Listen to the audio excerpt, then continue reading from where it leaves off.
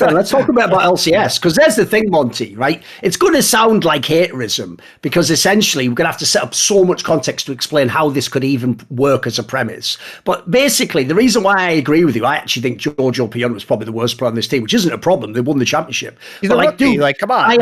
I have never, ever in my entire time watching the LCS seen a team win the LCS where mid lane had to do less. This is mental. This is a region, if people don't know, the old simple approach to the LCS was spend as much money as you can on an import mid laner and have him just style on everyone. Abidage, fucking Jizuke, Jensen, Bjergsen. You go back in time, that's what they always did. You just bring in the star mid laner and you let him go off in the game. Dude, like, the reason this is so mad is because even though they 3-0'd all those series, I never felt like he was doing anything. Like, he was getting kills in lane, or he was getting kills in a small skirmish fight where they go 3-2 and kills. And I can't remember him popping off in any games. Like, when was he ever like dominating, Monte? This is supposed to be the most influential position in the game. That's why I say, to me, the fact he didn't have to do much actually suggests to me they did an amazing job with how they conceptualized the team set up and the drafts. And they got lucky. They got lucky because Danny dying in a lot of these early 2v2s was never punished by these teams. Like, you really think that, if Danny dies in a 2v2 to Faker and Korea and Gumayushi, that Faker's not going to be down there just camping him under a turret with Owner? Like, there was no punish. There was no punish for the mistakes. Like, 100T's played an abysmal series, guys. Like, tragically bad. They should have won all of those games that they played because they had significant leads. But Dagda forgot he had a fucking ult, put it that way. He just forgot that ult exists. It's like they didn't want to pursue any leads. And so even when Danny was behind, Danny just for free basically gets back into these games, then that's just not going to happen against good teams. You make those mistakes and the wrath of God comes down on you basically.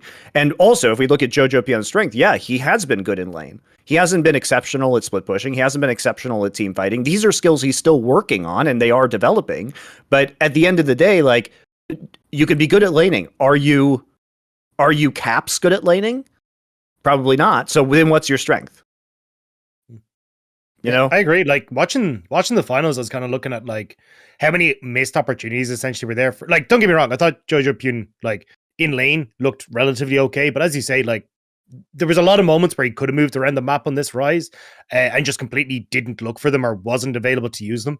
And I think, like, especially when you're waiting to play that 2 games out of the 3, the realm warps weren't really there. Even I think in game 1, it was a team fight where at first Rift Herald, he realm warps into the middle of everyone and then instantly has to stop watch, nearly dies. And it was like, you're just playing like way too overconfident in this scenario. If you just play a simple front to back, you're totally fine. So I think there's this pretty sizable mistakes that he's making, like, out of lane that I think are going to be massively punished, even if it's not just by like better laners, but also just the way teams are going to be able to punish that in general.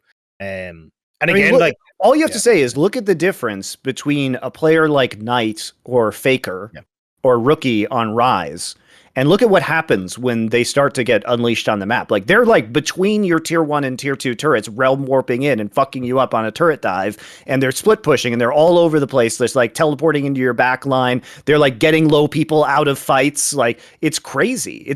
There have been amazing plays that T1 has made with Rise, like just teleporting Korea into the middle of a fight and then like having him CC everybody. I mean, there's so many opportunities of what you can do with this champion, and these veteran players really, really exploit that in a beautiful way. In LCS, globals don't exist. You can have fucking Tom Kent tries and TF in a game, and no one ever bloody does the gank. Like, what the fuck? No lane ganks ever. Dude, if you watched LCS for the past couple of weeks and you watched them play Vex, you would think Vex is like the worst champion ever. And then you watch the LPL finals and you watch Zhao Hu just like completely shitting on people with Vex, and you're like, oh, I see why this is good now, because when you hit that skill shot, your AD carry is dying. Like, there's nothing you're going to be able to do. That Vex is going in there at 2 items. It's going to have Ludens and Shadow Flame, or it's going to have Ludens and Voice Staff, and somebody's dying. Like, and it's great. It's a really fun champion to watch in those cases. It's hard, it's not the easiest champion to lane with a lot of the time, but also it doesn't require massive.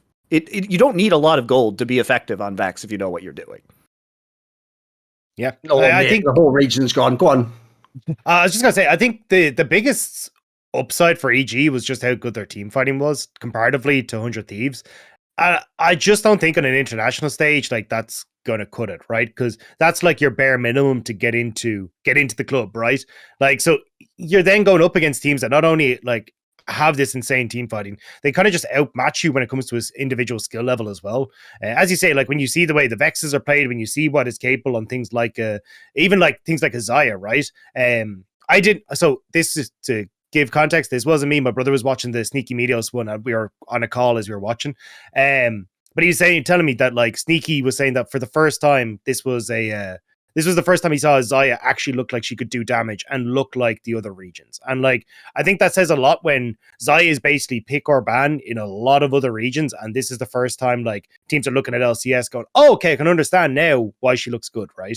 So I don't know. It feels like there's kind of a bit of a skill discrepancy when it comes to how much you can push out of a champion, even in team fights as well. So at least it is EG that like are kind of pushing that boat forward in LCS, but it still feels like you're kind of a cup behind the likes of T1 and RNG, even when it comes to what you can do in the early stages, how you can play the map, and then what you're capable of on these champions in team fights. What's the problem for me is so much of the praise that I have for EG in this LCS run, and it would have been the same, by the way, even if they'd lost the final, is for the coaching staff and how they drafted and their whole philosophy even around the priority of picks. Like, I said this to Monte from as soon as we started watching them against C9. It's like they were the team that had their own draft pool. They had a totally different concept, what they wanted on their side. And then maybe they're trying to block a couple of your picks. But if you looked, it's like they let the other team, they were nearly always, most of the time they were on blue side, you notice. They just let the other team take the normal picks on the red side. They would just beat them over and over again. And it wasn't until even the final it looked like teams started actually trying to adapt to the EG draft. Like finally people were like, maybe we should take one of these Orns away from a team that keeps being Jinx. It was really the Jinx that was the most egregious. There was another one. And also, like, you know what they do. Give them Zeri every fucking game as well. If you watch any other region, you're like, so your plan is to give them Zeri first pick and then play against it, like, you know, everyone else just bans it perma. Like, what? So that, to me, like, not only did they have an interesting read, but they were playing against opponents that had a totally different read on the meta as far as I could tell. I mean, it's offensive for that C9 gives EG Zeri 3 games in a row. Like, that's illegal. And you know Danny's just going to take the Zeri or he's going to take the Jinx every game. And the picks are very obvious from EG through the last few rounds of the playoffs. Like, they want to play for late game. They're going to play high engage champions. Like, they want to play Stridebreaker Nocturne with Ornn and get into your back line, right? You know, they want to play Jarvan and heavy engage onto you. So it's not like the picks are a surprise. They're playing a heavy front line. They're playing Tahm Kench and Ryze that can peel for this Jinx. But if you can't play side lanes or you can't play pick or poke compositions, which 100T's apparently cannot do because they drafted them, but then they played them very badly. Yeah, of course, when you opt into a 5v5 against Ornn, Jarvan, Ryze, Jinx, and Tahm Kench, you're going to get your ass handed to you. Like, you just can't opt in. You have to get the early lead and not opt into those fights. I think as well, EG just have a really good, individually have a really good understanding of what they're supposed to do in those team fights, right? Because like I remember watching the Mordekaiser game and like you see Impact constantly ulting Huhi and like you think, oh well, he can get onto an AD carry, he can get onto a carry, that makes more sense. But it was like he kind of understood, look, if this Nautilus isn't able to follow up on the Ornn engage, we just win the fight anyway. So basically taking your top laner out of the equation is just as important as taking that support out of the equation. And there's a ton of moments like that where I actually think, to give EG their due, like they really understood what everyone needed to do every fight they went into. And it felt like the communication was really on point. And that was kind of where I look at like 100T's, and it just felt like it was a bit all over the joint. They didn't know how to play the comps. Like EG basically, and this is why I give such credit to the coaching staff, is when you have newer players, and we talked about this. Peter Dunn confirmed it on this show at the beginning of the year where I was talking about their lock-in performance, where last year Danny was basically a Tristana tower pushing robot who would just split push by himself while, you know, Jizuke drew all the aggro, and he was basically a low economy like minion effectively. Yes.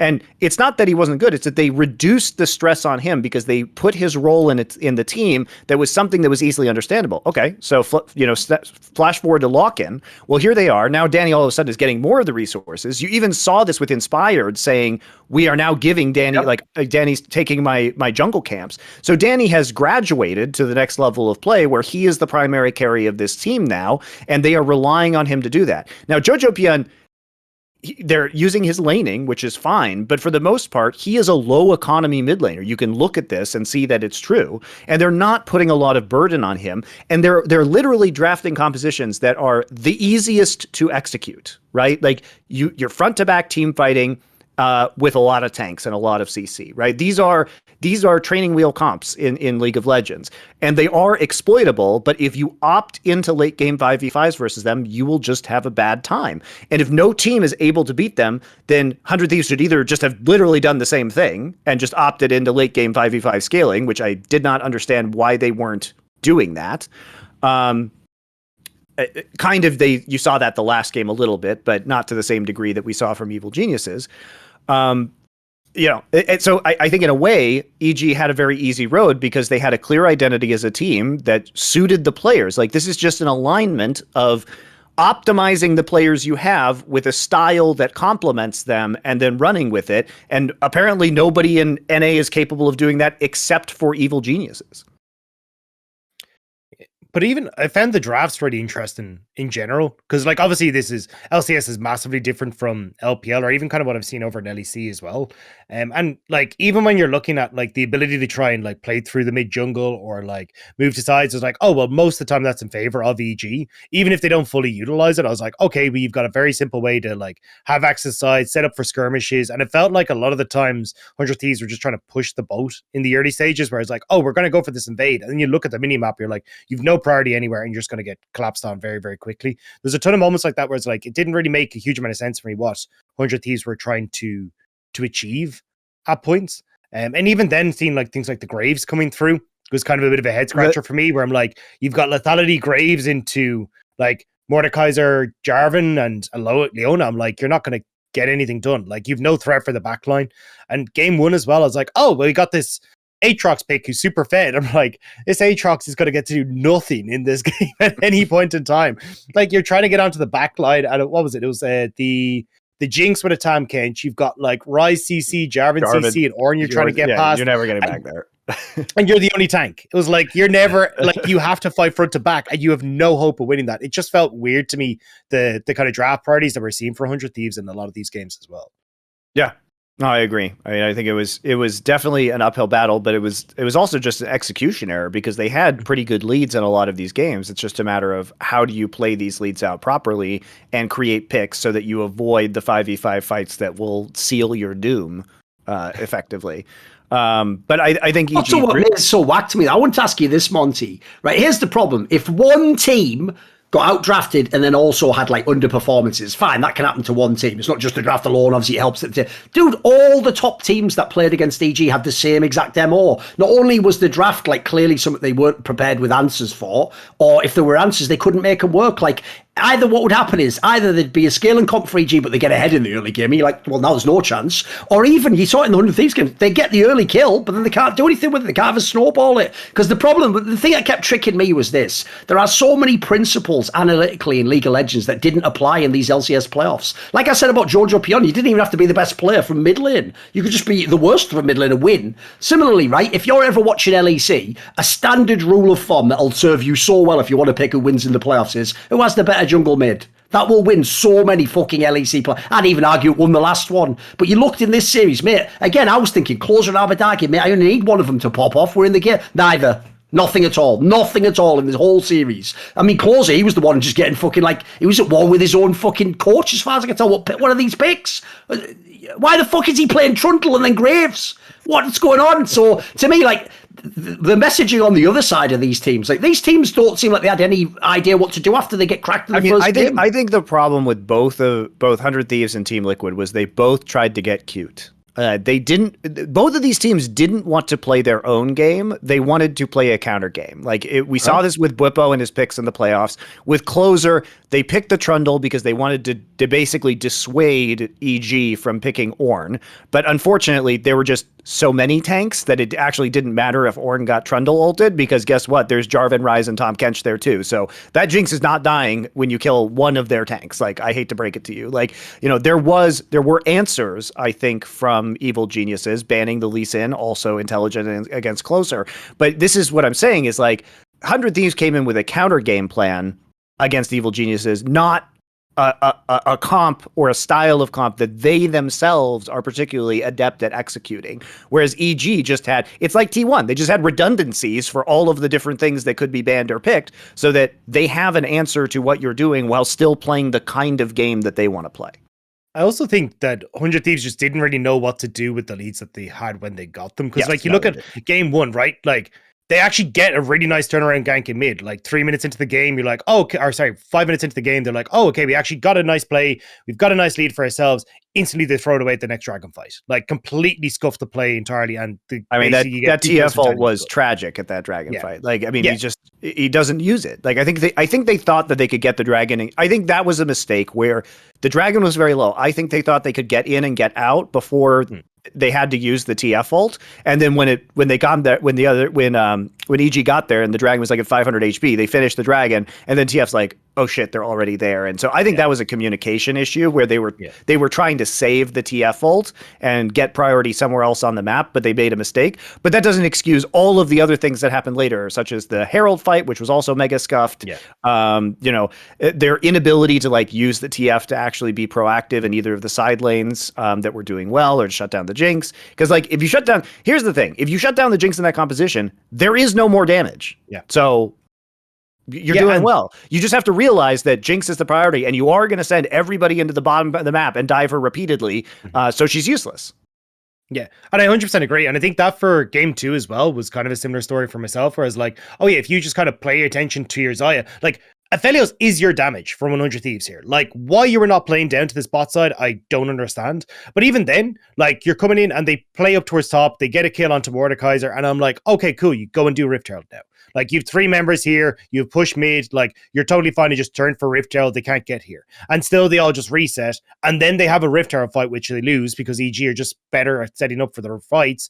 And then you're like, well, you can still work through these advantages that you have. You, like, even if you are worse at team fighting, that doesn't mean you have to, like, lose the game. You can actually still find ways to get these early advantages that you can work around, so you just get a big enough gold lead that it doesn't matter.